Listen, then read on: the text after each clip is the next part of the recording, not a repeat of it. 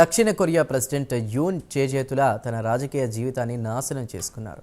గత నెల డిసెంబర్ 3న దేశంలో చడీ చప్పుడు కాకుండా మార్షల్ లా ప్రకటించి దేశ ప్రజలను షాక్కు గురి చేశారు. దీంతో దేశ ప్రజలే కాకుండా నేషనల్ అసెంబ్లీ పార్టీ ఎంపీలు ఆశ్చర్యానికి గురయ్యారు.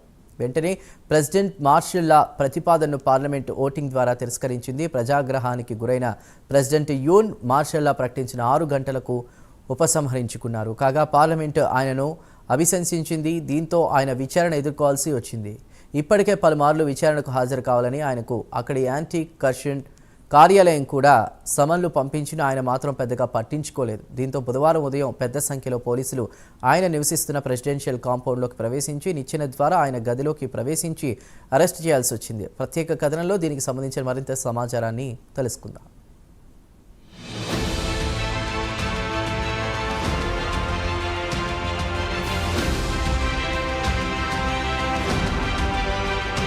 దక్షిణ కొరియా ప్రెసిడెంట్ యూన్ సూక్ యేల్ దేశంలో మార్షల్ లా ప్రకటించి లేనిపోని చిక్కుల్లో పడ్డారు. గత నెల డిసెంబర్ 3న ఆయన దేశంలో మార్షల్ లా ప్రకటించారు. దీంతో నేషనల్ అసెంబ్లీ సభ్యులు షాక్ కి గురయ్యారు. వెంటనే అసెంబ్లీలో ఓటింగ్ పెట్టి ఓటింగ్ ద్వారా మార్షల్ ను వ్యతిరేకించారు. దీంతో ప్రెసిడెంట్ యూన్ మార్షల్ లాను ఉపసంహరించుకోవాల్సి వచ్చింది. అయితే నేషనల్ అసెంబ్లీ ఆయనను అభిశంసించింది. దీంతో ఆయన సియోల్లోని యాంటీ కరప్షన్ ముందు విచారణకు హాజరు కావాల్సి వచ్చింది. కాగా ప్రెసిడెంట్ కు వ్యతిరేకంగా జారీ చేసిన సమన్ల ప్రకారం ఆయన మంగళవారం నాడు విచారణ అధికారుల ముందు హాజరై దేశంలో మార్షల్ లా ఎందుకు విధించాల్సి వచ్చిందో వివరణ ఇచ్చుకోవాల్సి వచ్చింది. అయితే మంగళవారం నాడు ఆయన విచారణకు ముఖం చాటేశారు. ఇక ఆయన వస్తాడనుకుని Korea corruption investigation office deputy chief president విచారించడానికి హెడ్ క్వార్టర్స్ కు వచ్చారు. అదే సమయంలో యూన్ లీగల్ టీం కూడా వచ్చింది.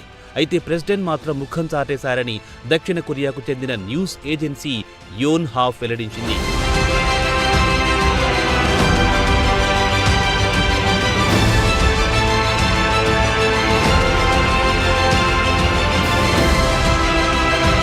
దీంతో కొరియా కరప్షన్ ఇన్వెస్టిగేషన్ ఆఫీస్ మరోమారు సమన్లు జారీ చేసింది. దీంతో అధికారులు నేరుగా ఆయన నివసిస్తున్న ప్రెసిడెంట్ కాంపౌండ్ కు పెద్ద సంఖ్యలో వెళ్లారు.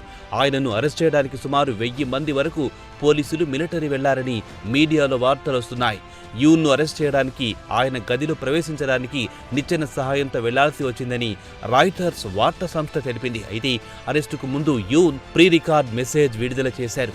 రక్తపాతం నివారించడానికే తాను మార్షల్ లాను ఉపసంహరించాల్సి వచ్చిందని తెలిపారు. అయితే విచారణ అధికారులు యూన్ను అరెస్ట్ చేయడానికి వెళ్లినప్పుడు ఆయన భద్రతా అధికారులు అడ్డుకున్నారు. దీంతో విధి లేని పరిస్థితుల్లో నిచ్చెన ద్వారా ఇంట్లోకి ప్రవేశించాల్సి వచ్చిందని చెబుతున్నారు.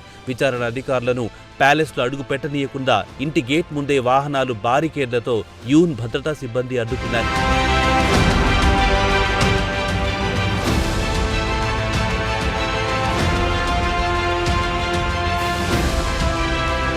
ఇదిలా ఉండగా యూన్ను అరెస్ట్ చేస్తున్నారన్న వార్తలు వెలువడగానే ఆయన మద్దతుదారులు వేలాది మంది సామాన్య పౌరులు పెద్ద సంఖ్యలో ఆయన ఇంటి ముందు గుమిగూడారు. కన్జర్వేటివ్ పీపుల్స్ పార్టీ యూన్ లాయర్లు ఆయన అరెస్ట్ అడ్డుకోవడానికి గట్టి ప్రయత్నాలు చేసి విఫలమయ్యారు. అయితే కరప్షన్ ఇన్వెస్టిగేషన్ ఆఫీస్ ఆయనను 48 గంటల పాటు మాత్రమే తమ అదుపులో ఉంచుకోవాల్సి ఉంటుంది. మరి అధికారులు ఎలాంటి నిర్ణయం తీసుకుంటారో తెలియదు. ప్రస్తుతం ఆయన అరెస్ట్ అయ్యారు కాబట్టి గురువారం నాడు ఆయనను కోర్టులో హాజరుపరుస్తారు. కాగా బుధవారం జరిగింది మాత్రం యూన్ను 2వ ప్రయత్నంలో అరెస్ట్ చేశారు. మొదటిసారి నెల ప్రారంభంలో ఆయన అరెస్ట్ చేయడానికి వెళ్లినప్పుడు ఆయన భద్రతా సిబ్బంది విచారణ అధికారులపై దాడులు చేశారు. అటు తర్వాత యూన్ సియోల్లోని హిల్ సైడ్ విల్లాలోనే కాలం గడిపారు. ఇంటి నుంచి బయటకు వచ్చేవారు కాదు. అరెస్ట్ నుంచి తప్పించుకోవడానికి ఆయన ఇంట్లోనే ఉండేవారు.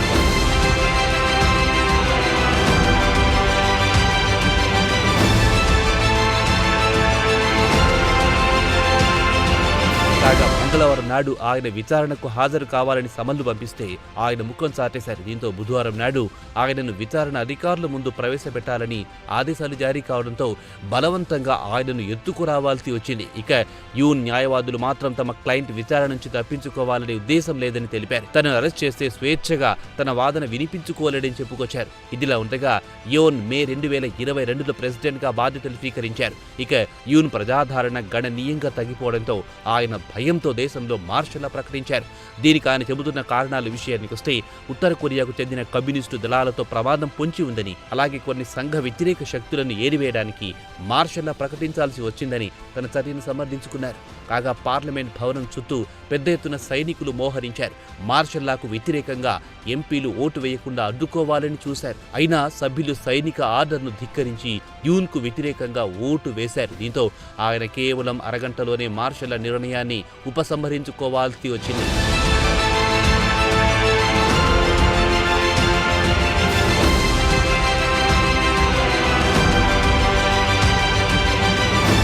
ఇక దక్షిణ కొరియాలో అధికారంలో ఉన్న ఓ ప్రెసిడెంట్ను అరెస్ట్ చేయడం దేశ చరిత్రలోనే ఇదే మొదటిసారి. ఇక కోర్టు యూన్ను దోషిగా ప్రకటిస్తే ఆయనకు మరణశిక్ష లేదంటే జీవిత ఖైదీ విధించే అవకాశం ఉంది. అలాగే ఆయనకు సహకరించిన మాజీ రక్షణ మంత్రితో పాటు 2 మాజీ పోలీస్ చీఫ్లను కూడా మార్షల్లా ప్రకటించడానికి సహకరించినందుకు అరెస్ట్ చేశారు. ఇక యూన్ మార్షల్లా ప్రకటించడానికి ప్రధాన కారణం ప్రతిపక్షాల నుంచి పెద్ద ఎత్తున ఒత్తిడి కూడా కారణంగా చెబుతున్నారు. పార్లమెంట్లో ప్రతిపక్ష మెజార్టీలో ఉంది. దీంతో వచ్చే ఏడాది బడ్జెట్ ప్లాన్ను ప్రతిపక్షాలు అడ్డుకుంటాయని ఆయన ఆందోళన చెందారు. అదే సమయంలో తాను నియమించిన వారిని ప్రతిపక్షాలు అడ్డుకొని వారిని పదవి నుంచి తొలగించడం మొదలెట్టడంతో దిక్కుతోచక యూన్ దేశంలో మార్షల్ లానే పరిష్కారమని నిర్ణయానికి వచ్చారు.